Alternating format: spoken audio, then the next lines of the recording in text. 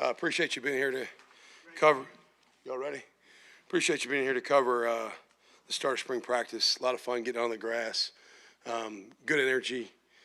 Guys running around. The first couple of days are helmets and T-shirts basically, so it's hard to always assess the physicality. But I thought the intent and the effort was good. I thought the guys were flying around. A lot to learn from. Very basic. The journey of 1,000 miles starts with a single step. So I've been telling the team that was step one of football. We got a long way to go, but I like a lot about what happened today, and we got to stack days. Everybody gets excited for day one. I've never seen anybody not excited about the first day of practice. The trick is great football teams get excited about it every day, and so we got to sustain that type of energy and enthusiasm about what we're doing. But with that, we'll open it up to questions. The Gauntlet being completed last week, how do you feel like that went for the team and the energy that, I guess, created in camaraderie leading into the first practice? Yeah, I say it all the time, it's shared sacrifice.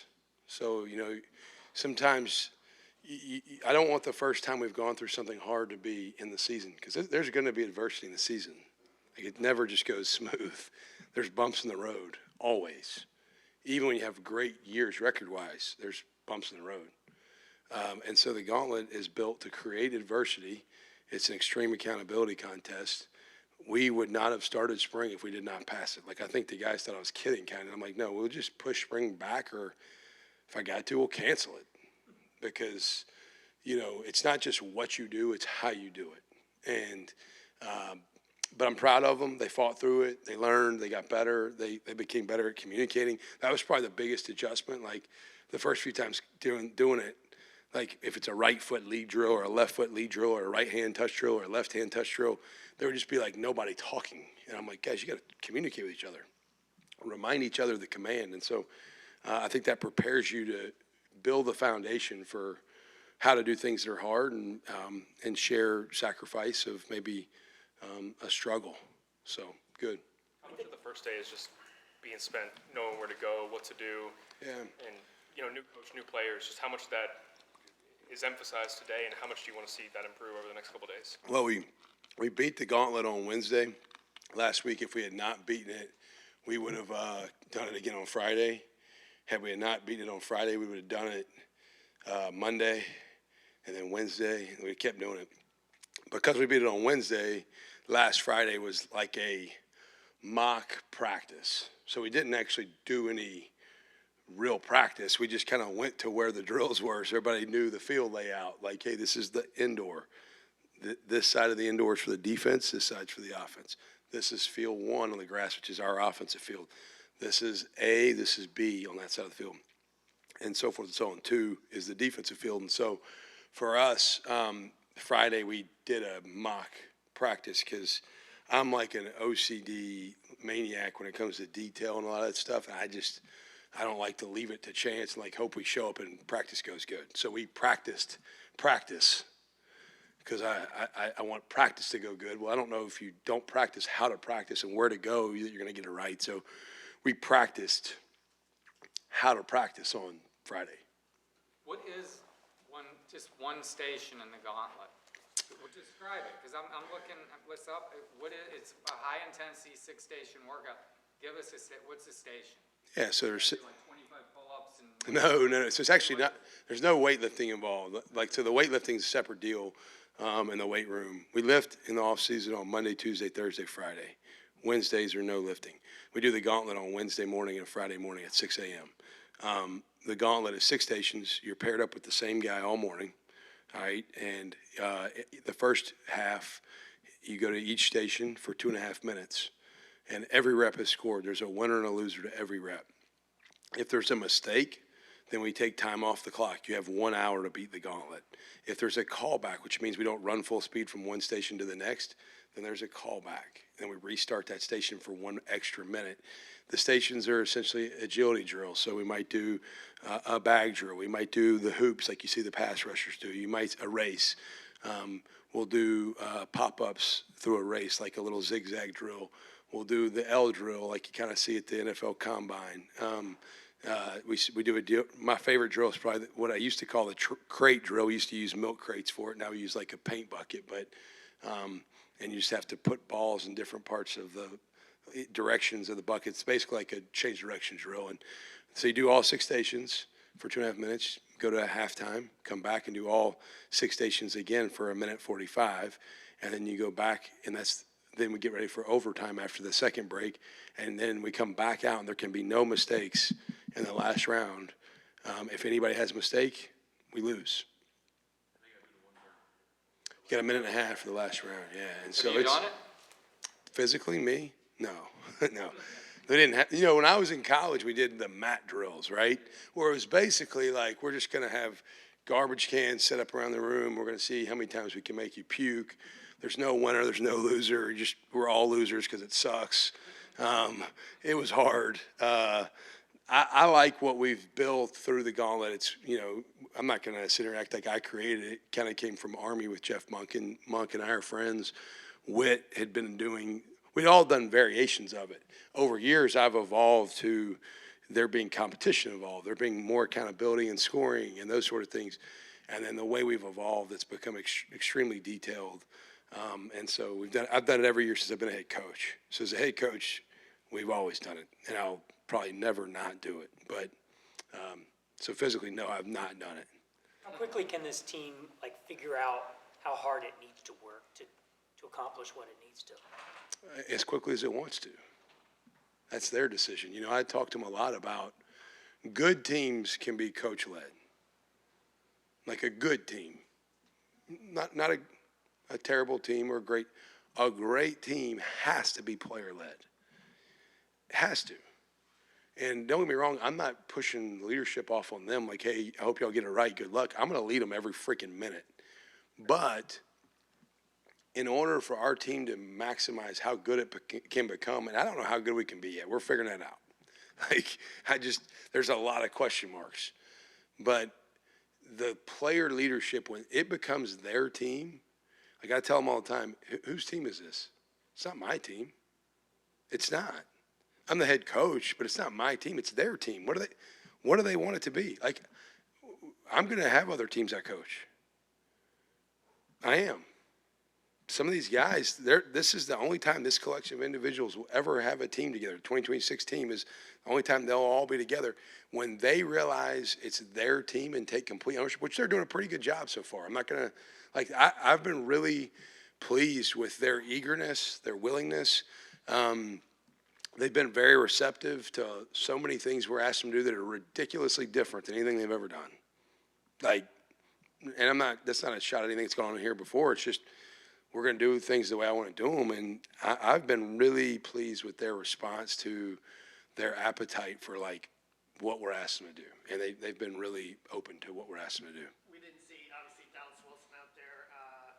Miles was in an orange jersey. I didn't know if you had any updates on them. Fletcher Westfall, I saw, was in an orange jersey, too. Yeah, those guys in orange jerseys, we're moving to quarterback. So, yeah, I'll give you the full injury report right now. I know it's probably new for you, and I don't really care, but I'm going to do what I want to do. All right, I'm not going to now. I will say this: I'm not going to do this every time I come in here. Okay, so I'm going to give you the start of spring is where we are. Is where I think we're going through 15 days. Dallas Wilson's being held out for an abundance of caution. He's obviously had the foot issue last year. I asked Paul Silvestri, along with the feedback he got from our team docs and who all we use for the foot stuff, if we had a game this week, could he play? He would play if we had a game this week. Out of an abundance of caution, I want to be I've had guys that have had some similar issues, and I want to make sure we're doing everything we can for him to get extremely healed, 100%, and be right, not kind of right. And so if we had a game this week, we're playing a game, he's practicing. But I got a pretty good pulse of what he's about and what kind of player he is, so we're going to be smart, tough there, not dumb tough.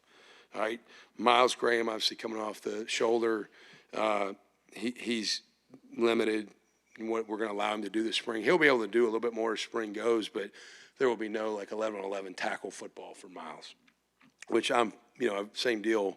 We've seen him play. I want to see some other guys. Titus Bullard has a little bit of a hammy, not a serious one, should be back pretty soon.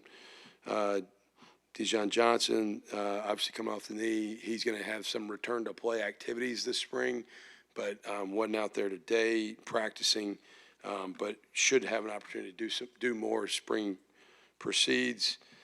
Toombs is coming off of a shoulder from the offseason, non-contact, was out there today. Cam Jones out there again, shoulder, but non-contact today. Both will go through a lot this spring, just probably won't get a whole lot of contact because of what they're coming off of. Fletcher, you mentioned, has a couple of things. The predominant one is the wrist that he's coming off of that he'll be limited in what we allow him to do. Those are the only guys. And then the other guys that are out. So here's the only guys that are like out. They're shelved for the spring. So everybody just named, there's some things they may do this spring. It's just a matter of how much exposure are we comfortable with them getting. All right. These guys are out. Kendall Gervil out. Jalen Wiggins out. C.J. Bronow out. Chancellor Campbell out. And Daniel Pierre-Louis out. Those 5 are out for the spring.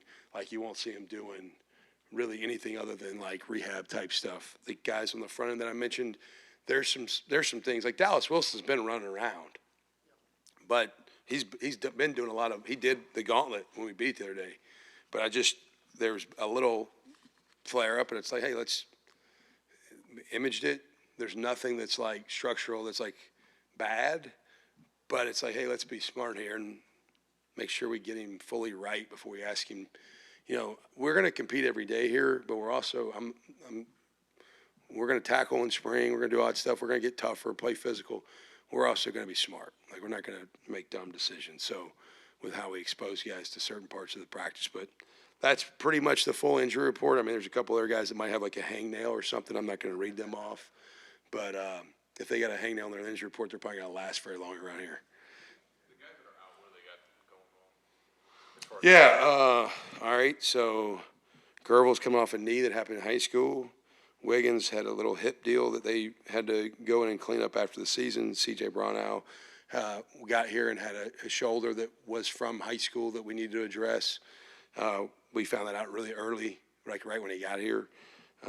Chancellor Campbell has a little bit of a knee issue we're dealing with, and then Daniel Pierre-Louis is also a hip. All of them were pre-existing stuff that happened. None of this is like new. This is all stuff that happened from last season or whatever, basically. Do you want to have a starting quarterback at the end of spring? Someone who's kind of emerged and kind of just heading into the offseason that people are. Do I want to have one named? Yeah, I mean, like it's kind of understood. Like this is probably going to be the guy, or that's just something you're going to wait all the way through fall camp. I don't ever put a timeline on it. You know, like when I took the job at Tulane, I wanted to have one named sooner than later, and I named one like a week before the first game, and it was the last guy everybody thought it was going to be. So I don't really have a timeline. You know, I don't decide who starts, believe it or not. They do, by how they practice. Like everybody thinks like, oh, you made a decision to start this guy. Like I really don't make the decision. They do by how they practice. If quarterbacks lead well, protect the football, and create explosive plays on offense and direct and command at the line of scrimmage, pretty good chance you could be the starter. If you turn the ball over, you don't lead well, you don't communicate well at the line of scrimmage, those sort of things, then you're probably not going to be the starter. So I don't have a timeline for it. Yeah, it'd be if we had an incumbent starter, that'd be really nice and easy and clean. We don't. I'm okay with that. I'm really comfortable with that. I've been here and done that before. We'll let the guys compete, and they're competing with each other, not against each other. You know, What are your early impressions of Will Griffin? Yeah, Will's got a cannon, man. Like he, you know, I don't know if you ever noticed, but he's got big, strong hands. Like he's got really big hands, which helps you gripping and throwing the football. But like I said, he's physically got giftedness and tools and talents that you can't teach. You know, he's eager. He's been up in here a lot. He's a great communicator. I think he likes playing. Like he loves the work that goes with it. It's been fun to be around him. It's nice that he's here mid-year, you know, because he gets this whole off season to kind of learn and develop and grow.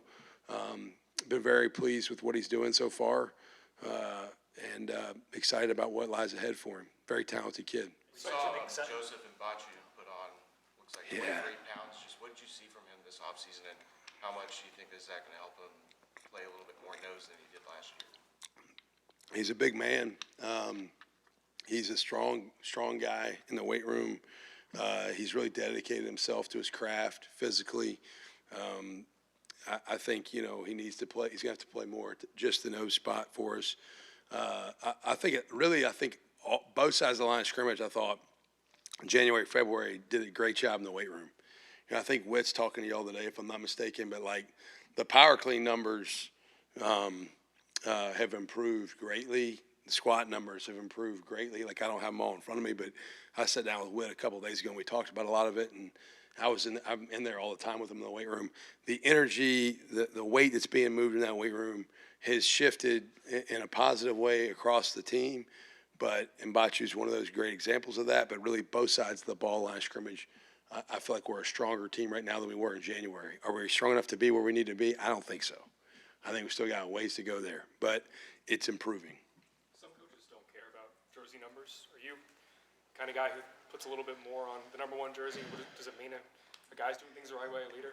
Yeah, I'm not going to put a guy in one if he's like not a good player and he's not doing things the right way from a leadership standpoint. So yeah, VB and Bryce they both got one.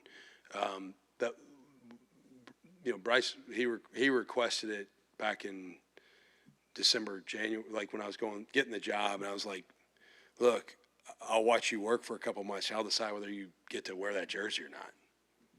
Like work. VB requested it, and I was probably going to give it to him, but I was like, same type deal. I want to watch you work. And he was originally going to stay in 8, and he said, Coach, could I have one last week? Again, kind of went back and forth on it. And I said, yeah, because he's had not a good, but a great offseason. Both of those guys have had really good off seasons.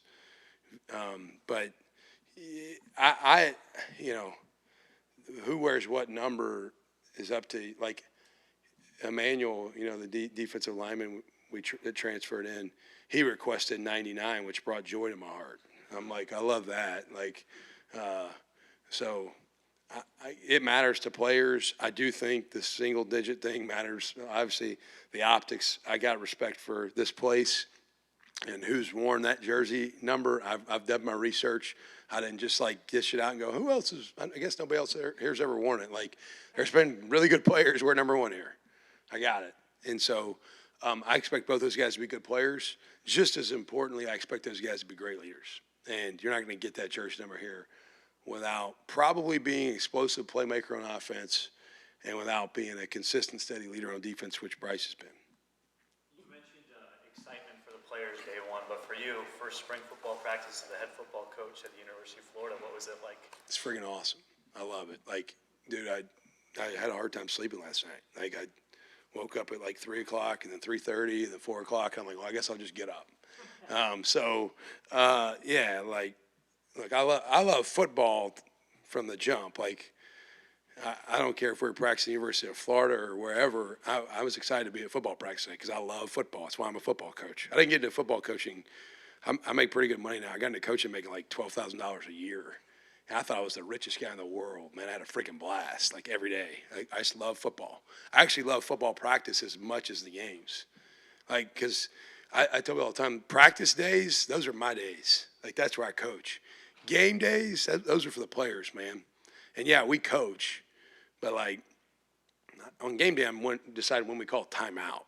Like, and when we're going to take a shot play over the top or zero blitz on defense. The coordinators are making those decisions, but I'm helping them calculate it.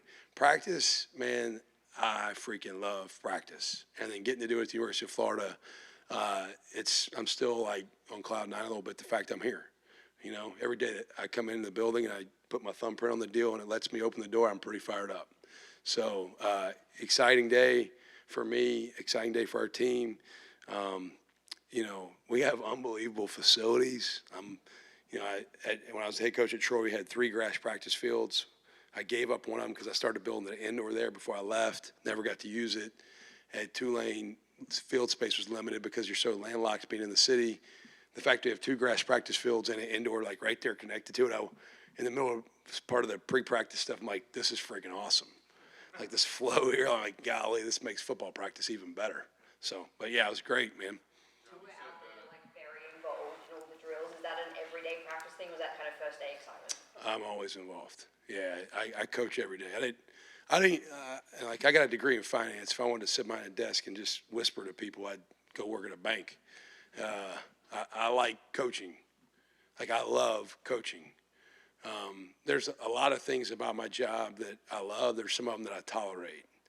The coaching part I love. Like, I love being on the grass. I love talking to the guys. I love really little details that may have something to do with footwork or hand placement or eyes or leverage or whatever. And so, no, it's every day. You said that Kanye Clark had been a pleasant surprise.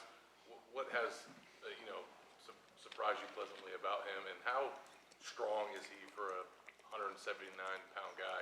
Because some of the videos Whip put out were pretty impressive. Yeah, he's got some mighty mouse in him. He's not the biggest guy stature-wise.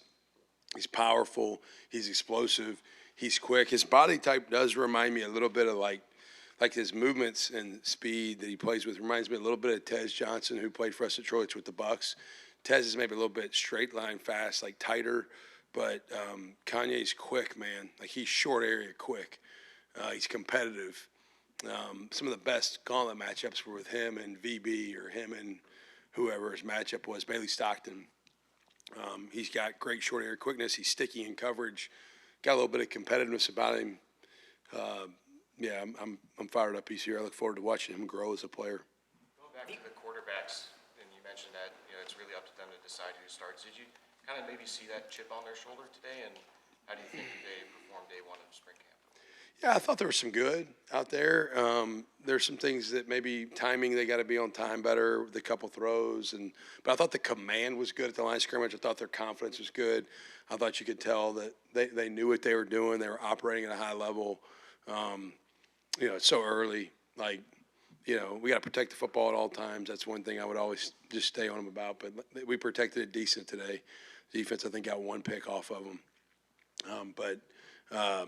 I say that because we two-spot a couple of drills, so my eyes aren't on every play. Y'all weren't out there, I guess, for that part. But the second half of practice, we do two-spot drills, so nobody's standing around. Everybody's getting reps. So, it's a lot of reps there at the end just to make sure there's nobody that's not getting an opportunity to improve and grow. But I like what they did today. You got stacked days. There's only one college program in the country with mascot of an alligator. You got to deal with one the other day. What was that like? And I assume that's not from. Oh, I don't know. Yeah, this might be a paper cut. I don't know what it was. I just looked down today, my finger's bleeding in practice. I'm like, what the hell did I do? I had no idea what I did. I was like, we have to have a Band-Aid here. We got trainers and stuff. This did not come from the alligator. I'm pretty certain that I'd look like Chubbs from Happy Gilmore if the alligator had gotten close to my hand. Yeah, that was cool, man. They told me my wife, I actually found out from my wife that I was doing something, photo shoot or something with an alligator. And in my mind, I had this visual image of we're gonna have a little baby alligator, like a 1 foot alligator, like you might see on a river boat cruise in Louisiana, mouths taped, and we're like, hey, it's an alligator. And I woke up and there's this 7 foot alligator, and they said her name was Helena, and I'm like, Helena or something. And I'm like, hang on, what are we doing? What am I doing here? And they're like, we're gonna take some pictures. You can get this close. I'm like, and look, during COVID, I wasn't allowed to get that close to people. All right, so I don't know about an alligator like that big. And then as soon as I started to get kind of comfortable, I was getting I'm like, all right, this thing's not gonna do anything crazy, I don't think. I get 4 or 5 feet away, and it starts to kind of hiss a little, and it snaps. And I'm like, what the hell's going on? I'm out of here. So yeah, it was pretty cool, pretty neat experience. I'm not necessarily looking for when that's coming up on my schedule next again. But yeah, and neat that we're the only Gator mascot. I love that. It's pretty unique and awesome, but it was a fun experience. Do you try to get involved with every position group and kind of touch every area of the field? It seemed like you were getting around. Yeah, I'm going to interact with almost every player on our team every day. Maybe not all of them, but almost. And I'm definitely going to watch a little bit of every group in Indy when we have as much individual time as we did today. We had 25 minutes almost of Indy. If I can't go watch every position group in 25 minutes, I got a problem. So I'm the head coach of the whole team. And so I need to know the roster top to bottom. what I love about being a head coach is there's not one offensive play. Like, I'm sitting there watching the walkthrough, and every formation, every play call, I got it. Every defensive call, I got it. Every special teams call, I got it. I know them all. I'm not calling it. Brad's calling the defense. Buster's calling the offense. Galante puts the kicking game plays in. But I'm not an innocent bystander either. Like, I'm very dialed into what we're doing, and I also care deeply about making sure our players are growing individually. So you'll see me be very active when we're there in any phase, any period. Last one right here. So with the size of Emmanuel and Hezzy Kent, that kind of shocked us out there how big they both are. How valuable are they on both sides of the line for this upcoming season? Yeah, Emmanuel probably has a little bit more readiness right now, being a transfer and having played collegiate snaps. He's got a body type that is like a video game created player that my son would make on some EA Sports deal. And so, like, he's 6'6" and a quarter, I think, 305 maybe, something like that. That's what he weighed in on his visit. I can't remember what he is right now, but that's what he was on his visit. He's an impressive-looking human. Like, God don't make many of them like that. And so when you see him walking the door, you're just like, whoa. Hezzy is a different body type. He's got to lose a little bit of weight. He knows that. I'll say about Hezzy, he moves better than you think he would at that weight, and he's got unbelievably natural ball skills. We got to get him down so he can play at a high level all the time, but I'm excited about what that could look like for him. And he's doing some good things. He came in when he got here with a little bit of an ankle issue that he had to be on the shelf for a little while for some of the conditioning early in January. That didn't help him shed the weight. But I think the more he's around our weight room program with Coach Witt, and he's with Jake Sankel, who works in our weight room but also does nutrition stuff, I think then you watch his body transform. I feel like he's got a chance to be a pretty special player. He's got to put that work in and be extremely disciplined. But both those guys are impressive humans, size-wise, that move. Maybe not quite as quick as an alligator, but pretty quick. So, thank y'all.